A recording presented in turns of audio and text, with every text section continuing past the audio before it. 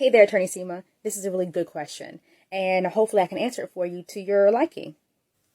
I'm going to start with this article that was published in January of this year. You can pause to read the title and see that it was published just last month. So before I get into the results of the study, someone who has acquired COVID, gotten a full-blown disease, and survived has definitely developed antibodies.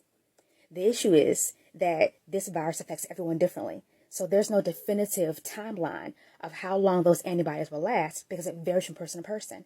So someone may have it for 90 days, someone maybe have it for shorter than that or longer than that. But it's so variable, we can't rely on someone who's already had COVID to have enough antibodies in their system for an extended period of time to not get it again. So why does that matter? Well, because we know that someone who acquires COVID and is not vaccinated has a much higher chance of developing the full-blown symptoms of the disease and also succumbing from the disease. Versus someone who is fully vaccinated and boosted, they have a significantly less chance of developing full-blown disease symptoms, being hospitalized, and succumbing to the disease.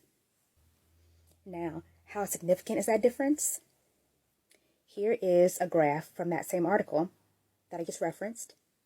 On the left, that graph represents the cases, the people who tested positive for COVID. On the right, that graph represents the deaths, people who succumbed to the disease. The solid line represents the unvaccinated population. The dashed line represents the vaccinated population. And then the solid dash dot line, that represents the vaccinated and boosted population. Now, as we can see, having the vaccine may not always prevent you from getting COVID.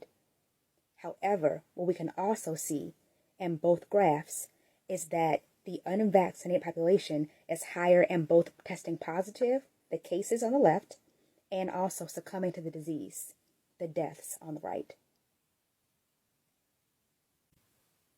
There's still so much that we don't know about this thing. But what we do know is that prevention is still the best tool in our arsenal. And I hope that was helpful.